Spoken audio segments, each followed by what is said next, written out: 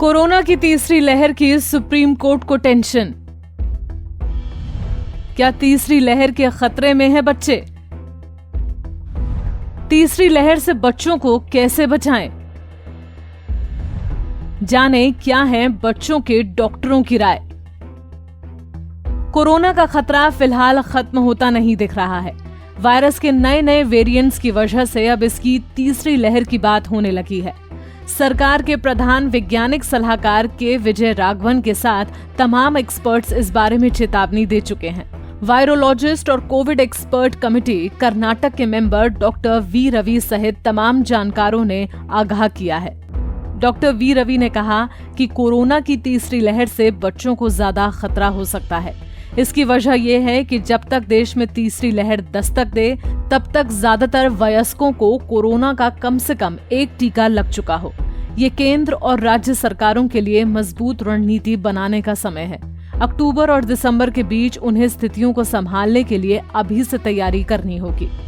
Corona की इस तीसरी लहर पर सुप्रीम कोर्ट भी टेंशन में है। सुप्रीम कोर्ट का कहना है कि तीसरी लहर के बारे में एक्सपर्ट बता रहे हैं कि वे आने वाली है। एक्सपर्ट कह रहे हैं कि तीसरी लहर बच्चों को प्रभावित करेगी। अगर बच्चे अस्पताल जाएंगे तो फिर पेरेंट्स को भी साथ जाना होगा। इसी कारण वैक्सीनेशन इस ग्रुप के लोगों को जल्द दिया जाना चाहिए और वैक्सीनेशन समय पर पूरा किया जाना चाहिए। इसके लिए साइंटिफिक तरीका अपनाया जाना चाहिए और इसका इंतजाम किया जाए। अगर हम अभी तैयारी करेंगे तो हम स्थिति से निपट पाएंगे। महाराष्ट्र में बच्चे भी तेजी से हो रहे संक्रमित। बच्चों में खांसी, जुकाम के साथ पेट की समस्याएं हैं लक्षण। महाराष्ट्र में कोरोना वायरस से संक्रमित होने वाले बच्चों की संख्या में तेजी से इजाफा हो रहा है।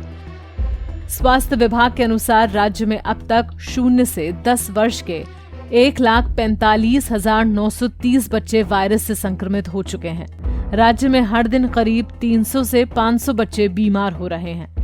राज्य में 11 से 20 साल के 3,29,703 बच्चे और युवा अब तक वायरस की चपेट में आ चुके हैं। कोरोना की मौजूदा लहर में 12 साल से कम उम्र के बच्चों के साथ नवजात शिशुओं में भी संक्रमण मिला है। गुरुग्राम स्थित फोर्टिस मेमोरियल रिसर्च इंस्टीट्यूट में पीडियाट्रिक विभाग के प्रमुख और निदेशक डॉक्टर कृष्ण चुक के अनुसार ज्यादातर बच्चे जो कोविड-19 से प्रभावित हैं उनमें मौजूद लक्षण हल्का बुखार, खांसी, जुकाम और पेट से संबंधित समस्याएं हैं। कुछ को शरीर में दर्द, सिर दर्द, दस्त और उल्टी की भी शिकायत है।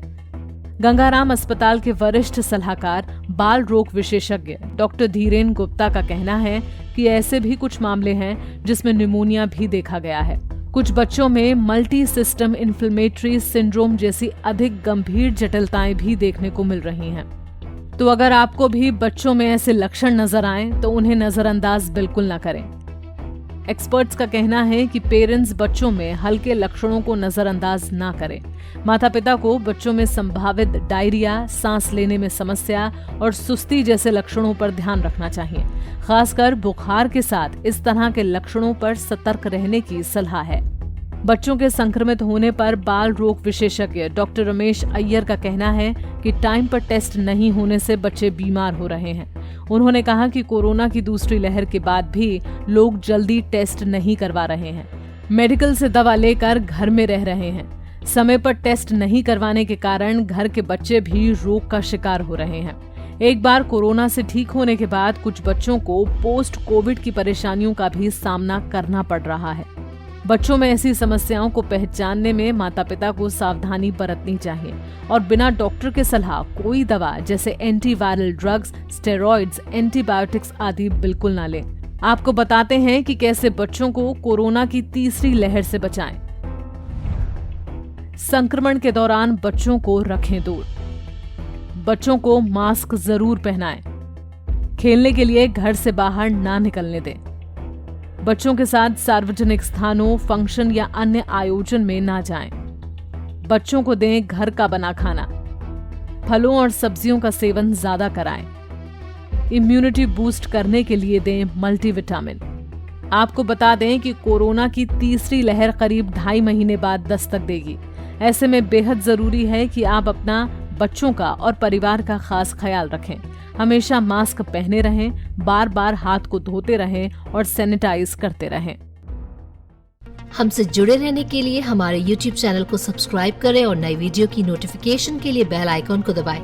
अगर आप ये वीडियो Facebook पर देख रहे हैं तो लाइक जरूर करें और ज्यादा से ज्यादा शेयर करें। धन्यवाद।